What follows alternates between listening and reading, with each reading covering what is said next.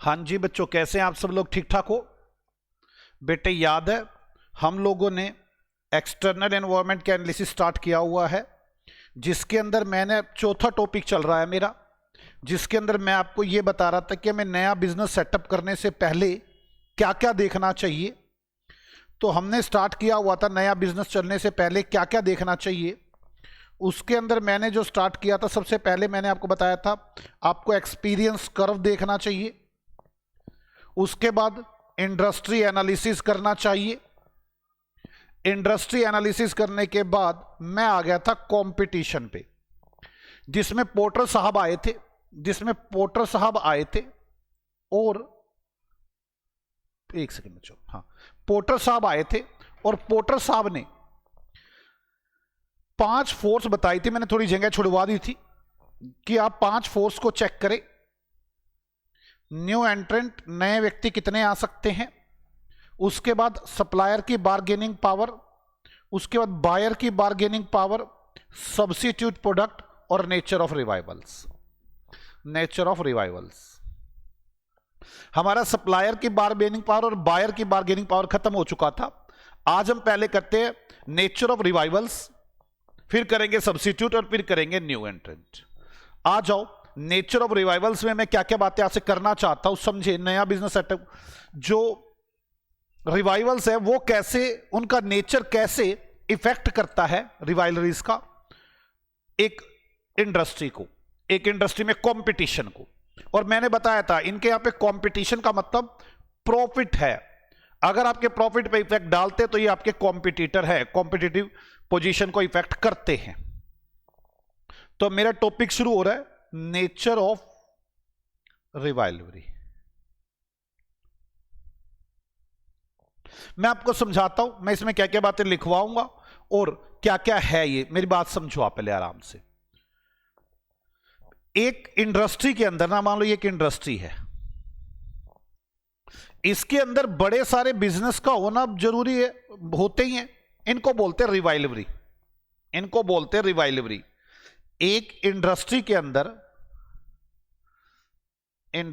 अंदर रिवाइवल होते हैं। रिवाइवल मतलब आपस में मिलजुल कर काम करने वाले व्यक्ति होते हैं। और ज्यादातर लोग ना इसे कंपटीशन समझ बैठते हैं। रिवाइलरी का होने का मतलब कंपटीशन समझ बैठते हैं। वो अधिक बिजनेस इसे कंपटीशन समझ लेते हैं।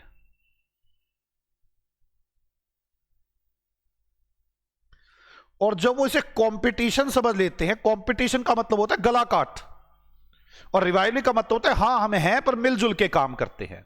तो जो रिवाइलरीज हैं उनका नेचर क्या है, वो मिलकर काम करते हैं या बिजनेस में कंपटीशन समझ लेते हैं।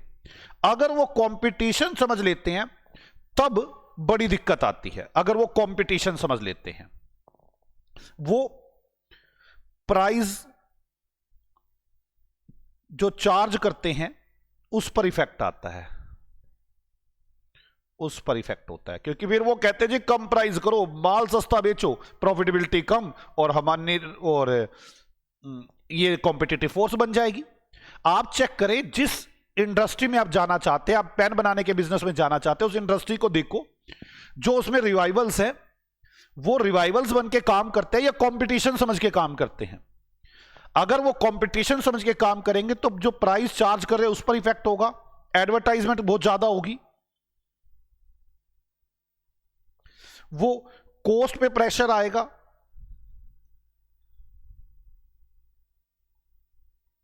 और इससे आपकी प्रॉफिटेबिलिटी कम होगी। तो आप मेरी बात समझे, जो मैं बात कहना चाहता हूं। आप ये देखें कि इंडस्ट्री के अंदर जो रिवाइवल्स का होना तो जायज है, लेकिन जो रिवाइवल्स है वो कंपटीशन तो नहीं समझते। अगर कंपटीशन समझ रहे होंगे तो प्राइस पे बड़ा इफेक्ट होगा, एडवर्टाइजमेंट ज्यादा होगी, कॉस्ट पर बड़ा प्रेशर होगा, तब डिफरेंट स्ट्रेटेजिक लेवल पर इफेक्ट होगा। डिफरेंट स्ट्रेटेजिक लेवल पर, अलग अलग स्ट्रेटेजिक लेवल पर, डिफरेंट स्ट्रेटेजिक लेवल पर इफेक्ट होगा। और इसे बोलते हैं फंक्शनल लेवल, जहां पे फंक्शनल लेवल पे सबसे ज्यादा इफेक्ट होगा। 3 लेवल होते हैं ना, फंक्शनल लेवल पर ज्यादा इफेक्ट होगा,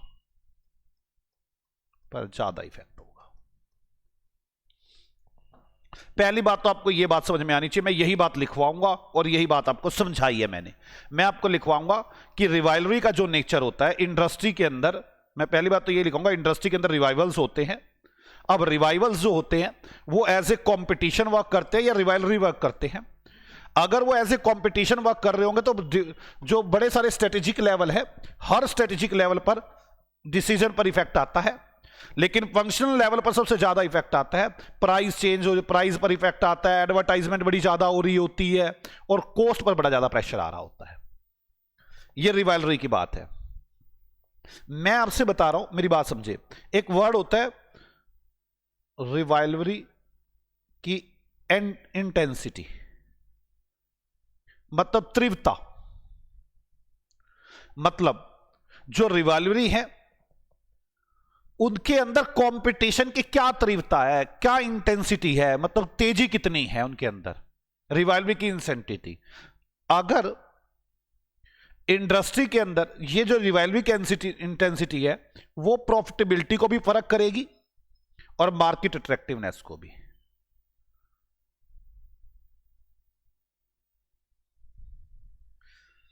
अगर रिवाइवलरी के अंदर इंटेंसिटी बड़ी ज्यादा है तो मार्केट कम अट्रैक्टिव है, आप उस पर मत जाए।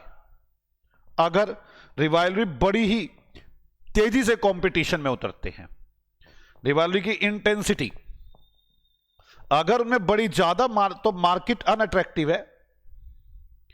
ज्यादा रिवाइवलरी इंटेंसिटी तो ज्यादा है तो क्या होगा, मार्केट लेस अट्रैक्टिव। प्रॉफिटेबिलिटी पर भी इंटेंसिटी का इफेक्ट पड़ता है। इसके अंदर क्या क्या इफेक्ट पड़ते हैं, 2 इफेक्ट है। एक तो वो आपस में गला काट कंपटीशन करते हैं जिससे प्राइस कम होता है और प्रॉफिटेबिलिटी कम होती है। मतलब रिवाइवलरी अगर कंपटीशन कट थ्रोट करते हैं, गला काट करते हैं, तो प्रॉफिटेबिलिटी कम होगी।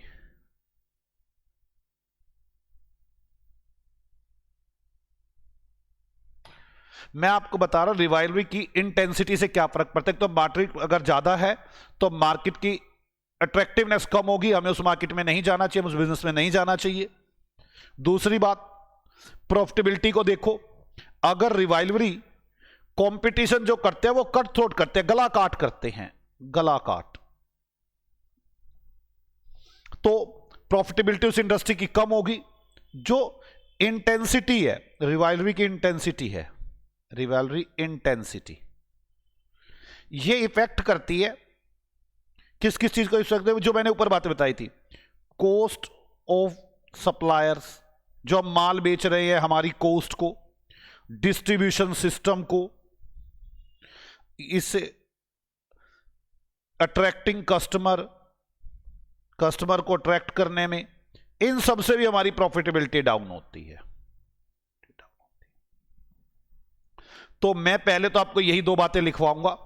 पहली बात, मेरी बात समझे, मैं आपसे फिर बार बार एक ही बात कह रहा हूं, मैं यहां पे इंडस्ट्री में देख रहा हूं कि इंडस्ट्री वालों का नेचर कैसा है।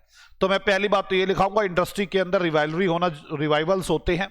अब वो रिवाइवल्स इसे अगर कंपटीशन समझते हैं तो डिफरेंट स्ट्रेटेजिक लेवल पर इफेक्ट करते हैं। फंक्शनल लेवल पर सबसे ज्यादा इफेक्ट होता है कि प्राइस चार्ज जो करते हैं उस पर इफेक्ट आता है, एडवर्टाइजमेंट ज्यादा होती है, कॉस्ट पर बड़ा ज्यादा प्रेशर आता है। फिर मैं लिखवाऊंगा जो रिवाइवलरी की इंटेंसिटी है, उनकी तीव्रता है, वो मार्केट को कम अट्रैक्टिव बनाती है अगर वो ज्यादा है। और प्रॉफिट पर अगर जो रिवाइवल्स है वो कट थ्रोट कंपटीशन करते हैं तो भी प्रॉफिट कम होते हैं। और रिवाइवलरी की इंटेंसिटी इफेक्ट करती है cost of supply, distribution channel, attracting customer, इन सबको इफेक्ट करती है।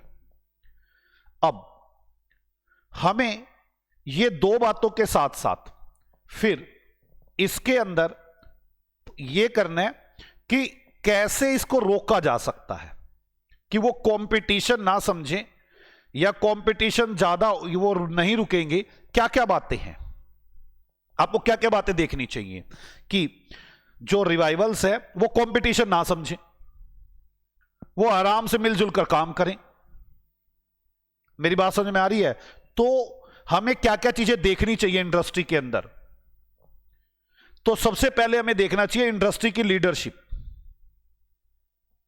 मैं लिखवाऊंगा लीडरशिप। अगर किसी इंडस्ट्री में कोई लीडर है तो इस प्राइस वार को रोक देगा। प्राइस वार को मतलब ये जो गला काट कंपटीशन है, प्राइस कम कर रहे हैं, उसको रोक देगा। अगर किसी इंडस्ट्री के अंदर लीडरशिप होगी तो जो प्राइस वॉर है वो डिस्करेज हो जाएगी। जो भी व्यक्ति इस एक्टिविटी को करता है उसको रोकेंगे हम। तो आपको देखना चाहिए जिस इंडस्ट्री में मैं जा रहा हूं उस इंडस्ट्री में लीडरशिप स्ट्रोंग है। अगर है तो प्राइस वॉर डिस्करेज होगी। कोई भी आदमी, ये उन व्यक्ति को, जो व्यक्ति इस एक्टिविटी को इनिशिएट करते हैं, मतलब प्राइस कम करने की एक्टिविटी को इनिशिएट करते हैं, वो डिस्करेज होंगे। जो प्राइस वॉर एक्टिविटी को डिस्करेज करेंगे, को इनिशिएट करते हैं,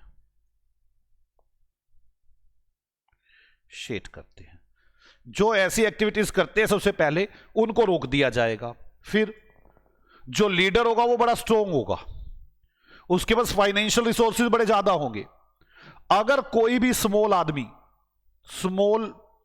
व्यक्ति जो स्मॉल बिजनेसमैन है ऐसी एक्टिविटी को इनिशिएट करेगा तो उसके पास तो फाइनेंशियल बड़ा स्ट्रोंग है, वो प्राइस इतने डाउन कर देगा, खत्म कर देगा। इसीलिए जो स्मॉल व्यक्ति होते हैं वो डरते हैं कि ना जी ये काम नहीं करना। तो प्राइस वॉर को डिस्क्लोज करता है। और जो स्ट्रोंग होता है, जो लीडर होता है, मैं आपको बताता हूं एक बार। अभी मैं एक इंडस्ट्री देख रहा था, उसमें ना एक सरदार जी हैं और वो सरदार जी के पास ना लगभग 2200 बसें हैं जो अलग अलग शहरों में चलती हैं। तो वो लीडर बने हुए पूरी इंडस्ट्री के। एक बार 1-2 बस वाले थे, उन्होंने प्राइस कम कर दिए, सवारी को गलत जगह से उठाने लग गए। उन्होंने बुलाया, उन्होंने कहा ये क्या कर रहा है, तू भी मना कर। मैंने कहा जी आपकी बात मान लेते हैं। कहता मानेगा कैसे? नहीं मानेगा तो जहां पे इसकी बसें खड़ी, 4-4 बसें खड़ी कर दूंगा, ले जाके देख ले सवारी। फिर तो स्ट्रॉन्ग लीडरशिप है वहां पर। वो प्राइस वेयर को डिस्करेज करते हैं और जो स्ट्रॉन्ग होता है उसकी फाइनेंशियल पोजीशन बड़ी स्ट्रॉन्ग होती है।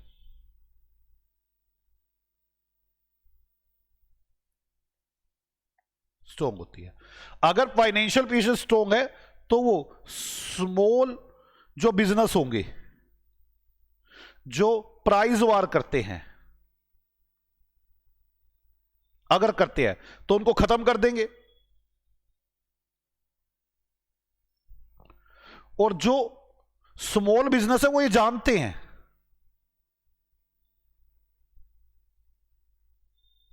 वो प्राइस वार करेंगे ही नहीं,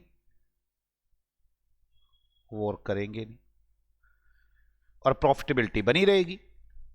तो मैंने आपको बताया कि मैं मानता हूं आप ये देखें। सबसे पहले तो मैं कह रहा हूं कि नेचर ऑफ रिवाइवरी, ये तीसरी फोर्स करवा रहा हूं मैं, जो कि पोर्टर साहब ने बताई है कि आप किसी इंडस्ट्री में जा रहे हैं, किसी बिजनेस को स्टार्ट करना चाहते हैं, तो वहां ये बातें चेक करें।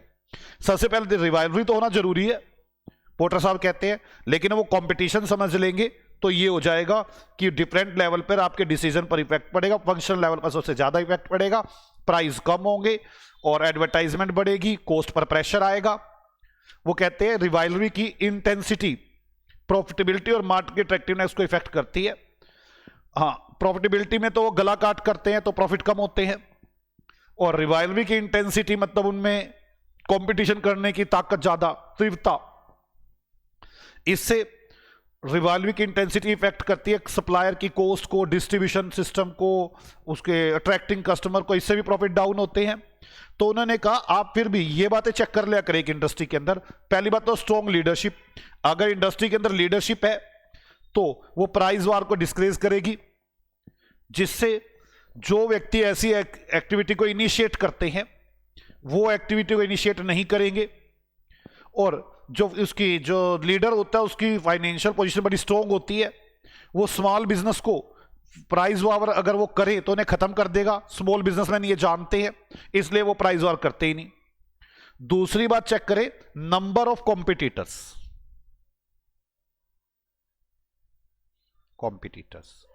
अगर कॉम्पिटिटर्स बड़े ज्यादा हैं फिर तो चाहे लीडरशिप भी हो कोई नहीं सुनता। हां, माना कि उसमें कॉम्पिटिटर कम है, फिर तो चलो आदमी 10 आदमी समझा लेगा। 1000 आदमी है इसके अंदर, कोई नहीं सुनता लीडर की, कहता अपने घर होगा लीडर होगा तो जो करना है कर ले। तो अगर नंबर ऑफ कॉम्पिटिटर्स ज्यादा हो, चाहे लीडरशिप भी हो,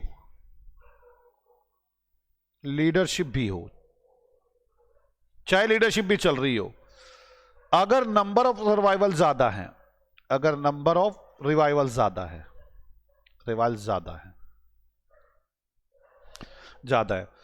तो उन्हें डिसिप्लिन कर पाना मुश्किल है। तो डिसिप्लिन नहीं कर पाते, क्योंकि हर एक तक कम्युनिकेशन करना ही मुश्किल है, हर प्लेयर तक कम्युनिकेट ही करना मुश्किल है कि हमने क्यों लीडरशिप बनाई हुई है, हर तक का कम्युनिकेशन करना ही मुश्किल है। प्लेयर ज्यादा होते हैं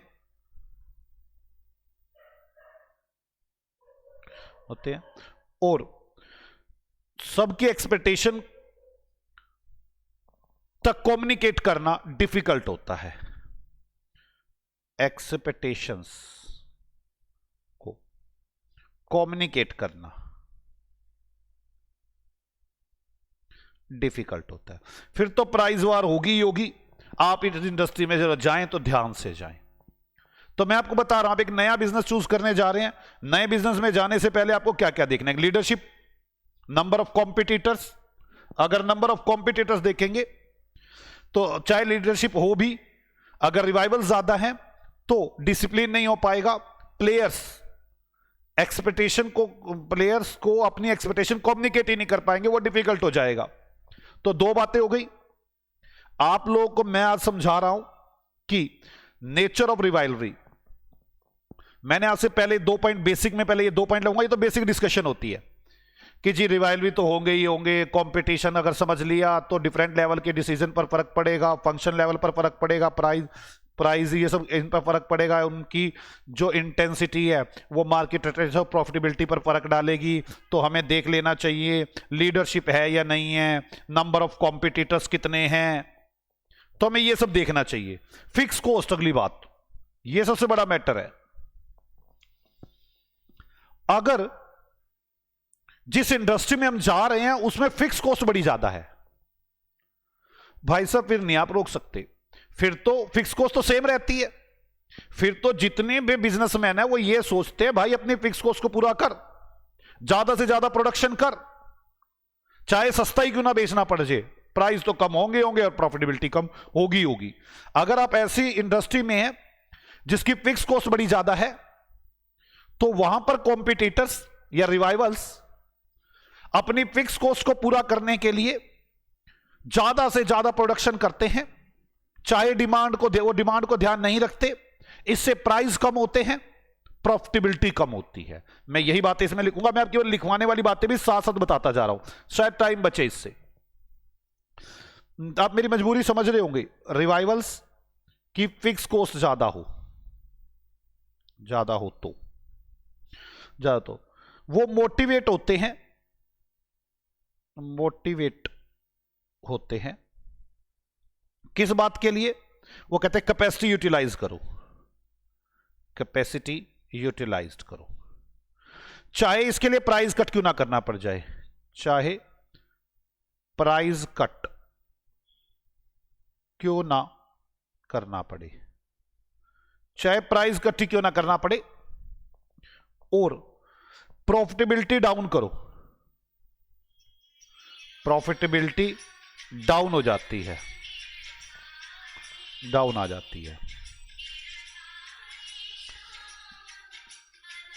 फर्म अपनी फिक्स कॉस्ट को पूरा करने के लिए ज्यादा से ज्यादा प्रोडक्शन करती है, डिमांड को ध्यान नहीं रखती।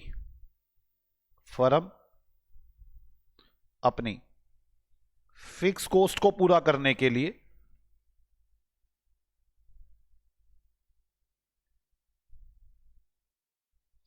मोर प्रोडक्शन करती है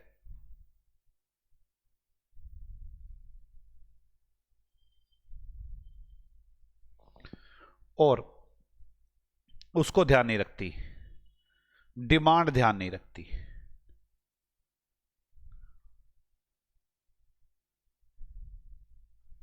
मैं आपको बता चुका कि मैं क्या क्या बातें लिखूंगा इनमें, मैं भी वो लिखवाऊंगा आपको। मैं इंडस्ट्री में लिखवाऊंगा, मैं कहूंगा अगर इंडस्ट्री में अंदर लीडरशिप है तो प्राइस वार कम हो जाएगा जो व्यक्ति से ऐसी एक्टिविटी को इनिशिएट करते हैं।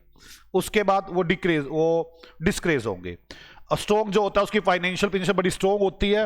अगर कोई स्मॉलर प्राइस वर्क वाली एक्टिविटी स्टार्ट करे तो उसे खत्म कर देते हैं। स्मॉलर ये जानते हैं, इसलिए वो प्राइस वार में नहीं जाते। नंबर ऑफ कॉम्पिटिटर, अगर लीडर बड़े ज्यादा है कोई फर्क नहीं पड़ता, वो लीडरशिप हो भी, अगर नंबर ऑफ रिवाइवल्स बड़े ज्यादा है तो उसे डिसिप्लिन नहीं कर पाते, प्लेयर को हम बता ही नहीं पाते कि हमारी एक्सपेक्टेशन क्या है, कम्युनिकेट ही नहीं कर पाते। फिक्स कॉस्ट, अगर रिवाइवल्स की फिक्स कॉस्ट बड़ी ज्यादा तो वो मोटिवेट रहते, कैपेसिटी पूरी यूज करो चाहे प्राइस कम ही क्यों ना हो जाए, प्रॉफिटेबिलिटी डाउन आ जाती है। फर्म अपनी फिक्स कॉस्ट को पूरा करने के लिए ज्यादा प्रोडक्शन करती है, डिमांड को ध्यान ही नहीं देती। और एक अगला टॉपिक, 3 तो ये हो गए, मुझे 6 बताने हैं। पहले मैं ये बता दूंगा, पहले छोटा बता दूं, यहां पे स्लो ग्रोथ। अगर जिस इंडस्ट्री में आप जा रहे हो उसमें ग्रोथ ज्यादा नहीं है, तब सभी लोग ग्रोथ चाहते हैं और वो फिर प्रोडक्शन को बढ़ा बढ़ा के ग्रोथ लेना चाहते हैं। आप मेरी बात समझो, मान लो हम सीए की लाइन में पढ़ाते हैं। अब सीए में बच्चे कितने बड़े थोड़े से होते हैं एक शहर के अंदर। अब शहर के अंदर बच्चे थोड़े होते हैं और हम चाहते हैं कि ज्यादा बच्चे पढ़ाएं, तो बड़ी प्रॉब्लम है, इस इंडस्ट्री में ग्रोथ कम है। तो हम लोग क्या करते हैं, ऑनलाइन जाना शुरू करते हैं कि ऑनलाइन जाएंगे, वहां से पढ़ाएंगे। अब ऑनलाइन में भी फिर बाकी जगह कंपटीशन बढ़ता है कि ग्रोथ तो इंडस्ट्री में ज्यादा नहीं है ना, वही 11th-12th के बच्चे हो, वो पूरी दुनिया ने 11th-12th करनी है, भीड़ लगी पड़ी है। तो आप मेरी बात समझिए, मेरा कहना यह है कि इंडस्ट्री के अंदर ग्रोथ ये बड़े ध्यान से देखना होता है। अगर इंडस्ट्री में ग्रोथ है फिर तो जो रिवाइवल्स की इंटेंसिटी होगी वो बड़ी कम होगी, और अगर इंडस्ट्री में ग्रोथ नहीं है तो फिर वो अपना मार्केट में शेयर बढ़ाने के लिए, कि मेरे पास बच्चे ज्यादा हो जाए, मार्केट में शेयर बढ़ाने के लिए, अपना मार्केट शेयर बढ़ जाए, इसके लिए इसमें ग्रोथ चाहते हैं, इससे प्राइस कम करने पड़ेंगे और प्रॉफिटेबिलिटी कम आएगी। तो अगर इंडस्ट्रियल ग्रोथ कम है, इंडस्ट्री ग्रोथ कम है, इंडस्ट्रियल ग्रोथ लो है, तो मोर इंटेंसिटी होगी रिवाइवल्स में, इंटेंसिटी इन रिवाइवल्स। वो इंडस्ट्री में तो ग्रोथ है नहीं, और रिवाइवल अपना मार्केट शेयर बढ़ाकर ग्रोथ लेना चाहते हैं। जो रिवाइवल्स है want to increase their market share, वो अपना मार्केट शेयर बढ़ाकर ग्रोथ लेना चाहते हैं। इससे प्राइस कम होते हैं, प्रॉफिटेबिलिटी डाउन होती है, प्रॉफिटेबिलिटी डाउन। मैं यही बात लिखूंगा, मैं लिखूंगा, अभी तक मैं करवा चुका, फिक्स कॉस्ट ग्रोथ स्लो है तो इंसेंटिव ज्यादा होगी, रिवाइवल अपना मार्केट शेयर बढ़ाकर ग्रोथ लेना चाहेंगे जिससे प्रॉफिटेबिलिटी कम होगी। फिक्स कॉस्ट अगर ज्यादा है तो वो मोटिवेट रहेंगे, अपनी कैपेसिटी को पूरा यूज करने की कोशिश करेंगे, चाहे प्राइस कट ही क्यों ना करने पड़े, इससे प्रॉफिटेबिलिटी डाउन होगी। फर्म की फिक्स कॉस्ट ज्यादा है तो अपनी फिक्स कॉस्ट को पूरा करने के लिए प्रोडक्शन पर ध्यान देती है, डिमांड पर ध्यान ही नहीं देती। नंबर ऑफ कॉम्पिटिटर्स और लीडरशिप 4 हो गए। 2 बातें और चेक करें, आपको पता चल जाएगा कि जो रिवाइवल्स का नेचर है वो कंपटीशन, वो एक कॉम्पिटिटिव फोर्स है, वो भी एक कॉम्पिटिटिव फोर्स है। मुझे इसमें 2 बातें और करनी है। प्रोडक्ट डिफरेंशिएशन,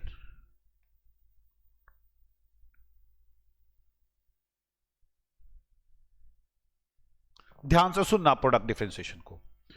अगर आपका प्रोडक्ट डिफरेंशिएट है, इंडस्ट्री में आप प्रोडक्ट को डिफरेंशिएट कर सकते हो, तो आप इस प्राइस वॉर से तो बच ही जाओगे। और अगर आपके प्रोडक्ट डिफरेंशिएट नहीं हो सकते तो फिर तो प्राइस वॉर आएगा ही आएगा, कंपटीशन आएगा ही आएगा, आपकी प्रॉफिटेबिलिटी डाउन आएगी। जैसे मोबाइल की चिप्स है, जो मोबाइल में चिप डलती हैं, मेमोरी कार्ड होते हैं, अब ये अलग अलग नहीं हो सकते, कोई खास वो है नहीं, आपके प्रोडक्ट को कोई डिफरेंशिएट कर नहीं सकता, तो आपके यहां तो कंपटीशन होगा ही होगा। मेरा कहने का मतलब है प्रोडक्ट डिफरेंशिएशन के अंदर मैं लिखूंगा कि अगर आपका प्रोडक्ट डिफरेंशिएट हो सकता है सेशन है तो आप प्राइस वार से बच सकते हैं, प्राइस वार से बच सकते हैं और आपकी प्रॉफिटेबिलिटी हाई होगी, बिलिटी हाई होगी। और अगर आपका प्रोडक्ट डिफरेंशिएट नहीं है, जैसे आपका प्रोडक्ट नॉट डिफरेंशिएट, तो प्रॉफिटेबिलिटी लो होगी। Like chip memories, natural resources, आप अलग नहीं कर पा रहे उनके प्रोडक्ट को। तो आपको मेरी बात समझ में आ गई?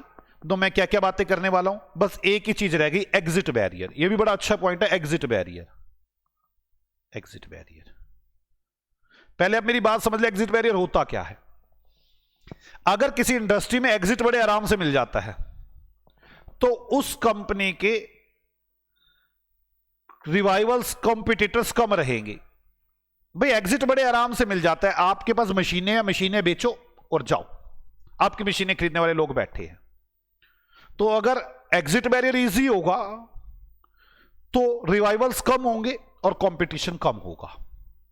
लेकिन अगर एग्जिट बैरियर बड़ा टफ है, आपकी एसेट्स ऐसी हैं जो बिकती ही नहीं है, या आपकी एसेट्स ऐसी हैं जो कोई स्पेशल नेचर की हैं जिसे कोई दूसरी फर्म यूज नहीं करती, तो फर्म का एग्जिट टफ हो जाएगा। और एग्जिट टफ हो गया तो वो फर्म कंटिन्यूटी बनी रहेगी और आपके प्रॉफिट पर प्रेशर आता ही रहेगा। एग्जिट बैरियर, मैं कह रहा हूं रिवाइवल्स के बीच में कंपटीशन इजी कम हो जाता है, रिवाइवल्स के बीच में कंपटीशन कम हो जाता है, कम हो जाता है। कब कम हो जाता है रिवाइवल्स के बीच में कंपटीशन? अगर इंडस्ट्री को लीव कर पाए, अगर इंडस्ट्री को लीव कर पाए, छोड़ पाए, तो प्रॉफिटेबिलिटी बढ़ जाएगी, बिलिटी बढ़ जाएगी, प्रॉफिटेबिलिटी इंक्रीज हो जाएगी। अगर एग्जिट बैरियर ना हो तो प्रॉफिटेबिलिटी, एग्जिट बैरियर ना हो मतलब हम इजी से एग्जिट ना कर पाए, तो अगर एग्जिट बैरियर ना हो तो प्रॉफिटेबिलिटी बढ़ेगी। बैरियर का मतलब रुकावट, एग्जिट बैरियर ना हो, एग्जिट में रुकावट ना हो तो प्रॉफिटेबिलिटी बढ़ जाएगी। और एग्जिट बैरियर कई तरह से आते हैं। एग्जिट बैरियर कैसे आते हैं? एग्जिट बैरियर मतलब, बैरियर मतलब नहीं निकलने देंगे, कैसे आते हैं? बायर ही नहीं है, आपकी एसेट्स बिक ही नहीं रही, बायर ही नहीं है, एसेट स्पेशलाइज नेचर की है,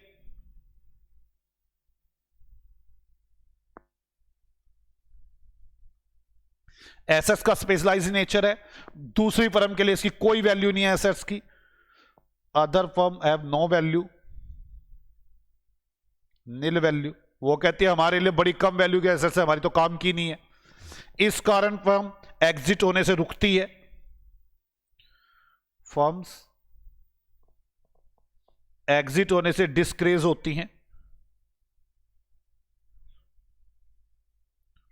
और वो कंटिन्यूस बनी रहती हैं और इंडस्ट्री की प्रॉफिटेबिलिटी कम होती रहती है। वो कंटिन्यूड रहती हैं, इससे इंडस्ट्री की प्रॉफिटेबिलिटी कम होती है। तो आप बड़े आराम से जिस फर्म को चूज करने जा रहे हैं उसके अंदर पोर्टर साहब का ये तीसरा पॉइंट मैंने आपको बताया, आप उस इंडस्ट्री में देखें कि, और पोर्टर साहब कहते हैं पांचों चीजें देखनी चाहिए। आपको सप्लायर भी देखना चाहिए, आपको बायर भी देखना चाहिए। अब मैं रिवाइवलरी की बात कर रहा हूं, तो मैं ये सब बातें लिखवाऊंगा, एक बार जब फटाफट बता दूं, फिर ये 6 की 6 बातें लिखवाऊंगा मैं आपको लिखवाऊंगा। सबसे पहले तो थोड़ा बहुत इसके बारे में, नेचर ऑफ रिवाइवलरी के बारे में क्या लिखेंगे कि इंडस्ट्री के अंदर रिवाइवल्स तो होते ही हैं, लेकिन अगर वो कंपटीशन समझ लेते हैं तो डिफरेंट स्ट्रेटेजिक लेवल पर इफेक्ट होगा, फंक्शनल लेवल पर सबसे ज्यादा होता है, प्राइस चेंज होते हैं, एडवर्टाइजमेंट और कॉस्ट पर प्रेशर होता है। इसके बाद मैं आपको लिखवाऊंगा कि जो रिवाइवलरी की इंटेंसिटी है वो मार्केट अट्रैक्टिवनेस और प्रॉफिटेबिलिटी को इफेक्ट डालती है। मार्केट अट्रैक्टिवनेस कम हो जाती है अगर रिवाइवलरी की इंटेंसिटी ज्यादा है, और प्रॉफिटेबिलिटी पर भी इंटेंसिटी इफेक्ट डालती है, कॉस्ट ऑफ सप्लाई पर, डिस्ट्रीब्यूशन चैनल पर, कस्टमर को अट्रैक्ट करने के तरीके पर, जिससे प्रॉफिटेबिलिटी डाउन हो जाती है। रिवाइवलरी अगर कॉम्पिटिटर कंपटीशन करते हैं जो कि गला काट होता है, इससे भी प्रॉफिटेबिलिटी कम होती है। इसके बाद मैं ये 6 के 6 पॉइंट लिखवाऊंगा कि लीडरशिप देख लेना, number of competitor, fix cost, slow growth, exit barrier, product differentiation. एक एक बात को समझाता जाऊंगा दोबारा और लिखवाता जाऊंगा। आप मेरे साथ साथ अब लिखना शुरू करेंगे अपना थर्ड पॉइंट। अब हम लिखना शुरू करेंगे अपना third point, the nature of rivalry in the industry. Topic का नाम है, थर्ड टॉपिक है जिसका the nature of rivalry in the industry. Industry का क्या नेचर है, मैं पहले बताता हूं कि रिवाइवलरी का होना तो ऑब्वियस है, होंगे ही होंगे। The rivalry among existing players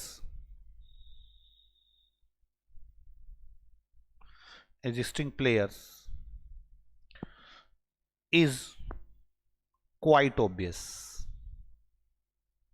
थोड़ी बहुत प्रतिद्वंदिता,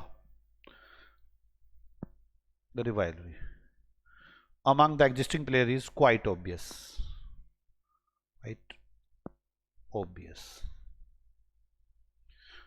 थोड़ी बहुत प्रतिद्वंदिता तो एग्जिस्टिंग प्लेयर्स में होगी ही होगी। अब कुछ लोग इसे क्या समझ बैठते हैं, कंपटीशन समझ बैठते हैं। ये मेरा पहला ही पॉइंट चल रहा है, कुछ लोग इसे कंपटीशन समझ जाते हैं। This is what is normally understood as competition, understood as competition। इसे कंपटीशन समझ जाते हैं, और फिर जैसे कंपटीशन समझ जाते हैं तो ये बड़े सारे स्ट्रेटेजिक डिसीजन को डिफरेंट लेवल पर इफेक्ट करता है, और लेकिन जो फंक्शनल लेवल है उस पर सबसे ज्यादा इफेक्ट पड़ता है। For any player the competitors, for any player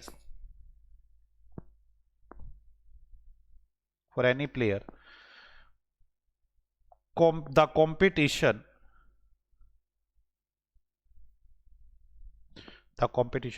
influence strategic decision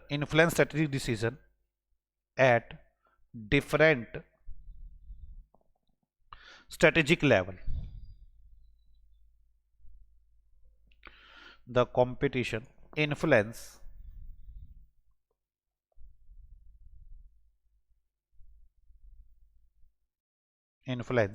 strategic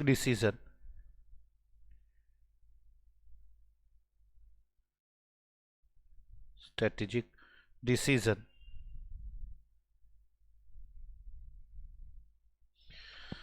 for any player the competition influence strategic decision at different strategic level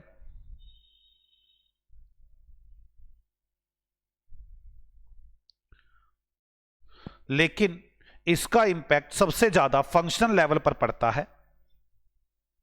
that is impact, the impact is evident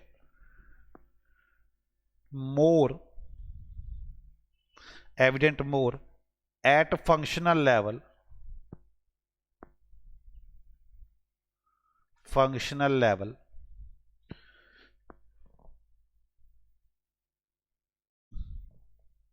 the impact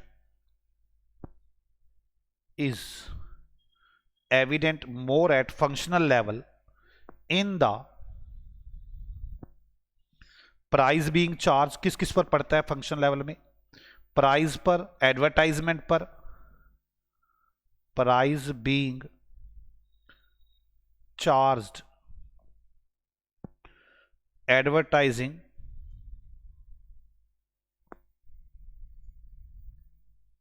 and pressure on cost and pressures on cost as so on and pressure on cost as so on। मेरा पहला point हो गया कि revivals के बीच में competition हो। Revivals एक exist industry के अंदर रिवाइवल्स होना, रिवाइवलरी होती है, मतलब प्रतिबंधता, मतलब इसको होता है कि गला काट कंपटीशन नहीं होता, बस बैठे होते हैं कॉम्पिटिटर, पर उसे कंपटीशन समझ लेते हैं जिससे एक प्लेयर के डिफरेंट स्ट्रेटेजिक लेवल पर इफेक्ट पड़ता है। फंक्शन लेवल पर सबसे ज्यादा इफेक्ट पड़ता है, जो वो प्राइस चार्ज करते हैं एडवर्टाइजमेंट पर और कॉस्ट पर प्रेशर बनता है। अब मैं दूसरी बात लिखूंगा। दूसरी बात क्या है? जो इंटेंसिटी है वो डिटरमाइन करती है प्रॉफिटेबिलिटी को और मार्केट अट्रैक्टिवनेस को। इंटेंसिटी डिटरमाइंड करती है, फिर आगे लिखवाऊंगा उसके बाद कि प्रॉफिटेबिलिटी कैसे इफेक्ट होती है और मार्केट अट्रैक्टिवनेस कैसे इफेक्ट होती है। तो लिखना शुरू करते हैं। इसमें अब मेरा भी ये सेकंड पॉइंट स्टार्ट है। The intensity of rivalry in an industry is a significant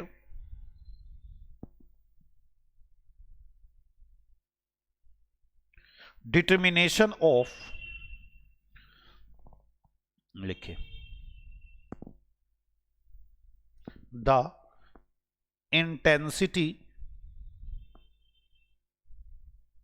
of rivalry in an industry is a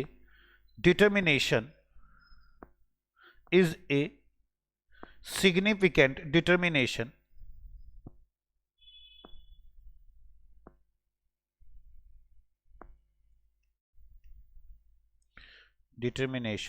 of industry attractiveness and profitability। अब मैं बात करता हूं, इधर पहले प्रॉफिटेबिलिटी की बात करता हूं। प्रॉफिटेबिलिटी लिखवाता हूं। प्रॉफिटेबिलिटी में दो बातें लिखवाऊंगा। एक तो जो इन्फ्लुएंस करती है वो cost of supplier, distribution channel, attracting customer, इन सबको डायरेक्टली इफेक्ट करती है। इससे हमारे प्रॉफिट्स कम होते हैं। लिखिए the intensity of rivals, the intensity of rivalry can influence the cost, influence the cost of supplier, distribution and attracting customer,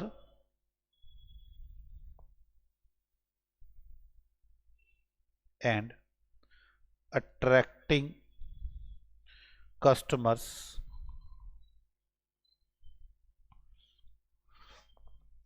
कब लिखते हैं? The intensity of revival can influence the cost of supplier, जो हमें cost होती है हमारी उस पर फर्क पड़ता है। Distribution and attracting customers,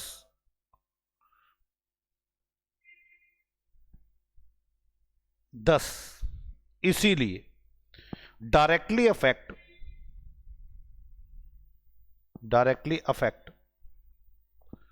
the profitability. Directly affect the profitability.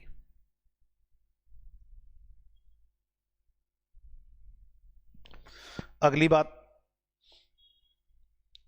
इसके बाद मैं मार्केट अट्रैक्टिवनेस के बारे में लिखता हूं कि ज्यादा अगर रिवाइवलरी इंटेंसिटी, मार्केट लेस अट्रैक्टिव होगी।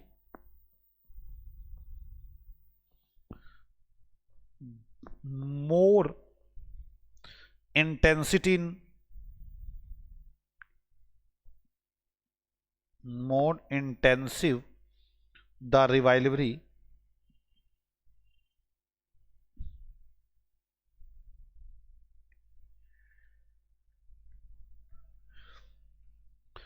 less attractive is the industry, is the industry। तो इसे मैं लिखता हूं, the more intensity of the rivalry, the less attractive is the industry। अब एक बात रह गई, अगर गला काट कंपटीशन होगा तो प्रॉफिटेबिलिटी पर फर्क पड़ेगा, जिसकी कंडीशंस हम आपको ये बताएंगे सारी। लिखेंगे इस बात को अब,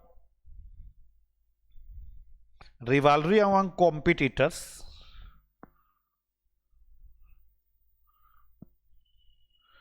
rivalry among competitors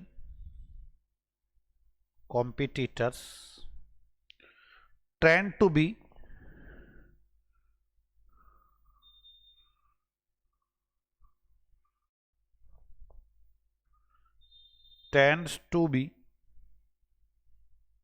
cutthroat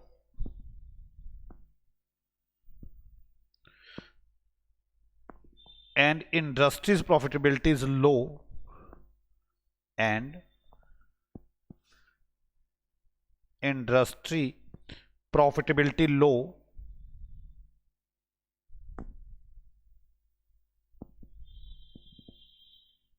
profitability low, इससे इंडस्ट्री की प्रॉफिटेबिलिटी लो होती है। Under various condition explain below, under various conditions explain below, under various conditions explained below. अब आप मेरी बात को समझेंगे। एक्सप्लेन एज फॉलो लिख देता हूं, एक्सप्लेन एज फॉलो, जैसे उसमें एक्सप्लेन बिलो लिख लो या एज फॉलो लिख लो, एज फॉलो। अब मैं अपने एक एक पॉइंट को उठाऊंगा। सबसे पहले उठाऊंगा इंडस्ट्री लीडरशिप। आप देख लो